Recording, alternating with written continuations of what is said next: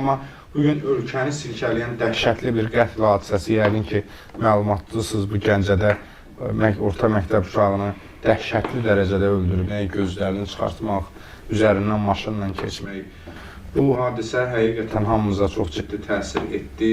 Mən istəyərdim, Cəmil müəllim, siz həmişə həm dini, tərbiyəvi baxımdan fikirləriniz olub, səsləndirmişsiniz. Ona görə hamımızdan bu haqda fikir almaq istəyirəm bu son hadisə ilə bağlı. Əslində bu hadisəyə baxanda insan belə bir sual özünə verir ki, biz nə vaxtdan belə bir qəddar cəmiyyətə çevrildik. Təbii ki, bütün cəmiyyətdən söhbət getmir. Amma indi biraz bundan əvvəl siz qeyd etdiniz, mən bununla bağlı çoxlu çıxışlar eləmişəm, çoxlu fikirlərimi bildirmişəm ki, bugünkü gəncliklə biz çox sıx bir iş aparmalıyıq. Yəni, yeni gənclik tamamilə fərqli bir gənclikdir və yeni bir baxışlar var.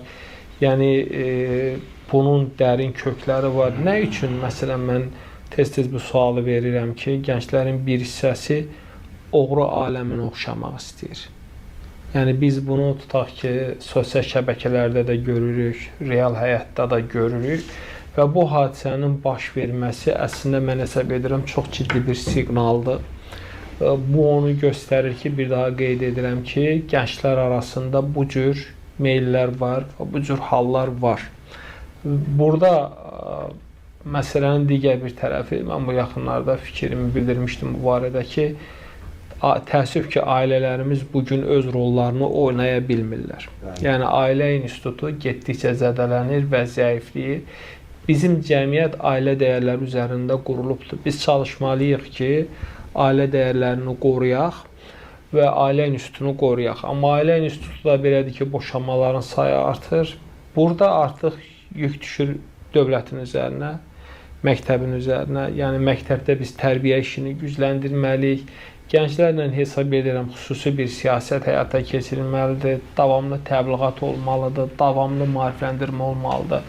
Baxın, bilirsiniz, biz həqiqətən tariximizdə, son 300 illik tariximizdə möhtəşəm bir qələbəyə imza atmışıq.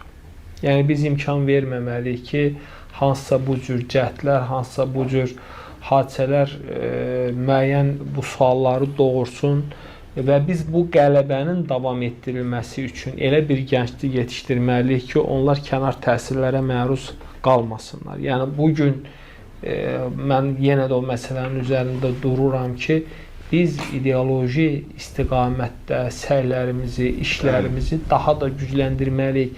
Əgər gücləndirməsək, gələcəkdə belə hallar artacaq. Buyurun, Ədalət.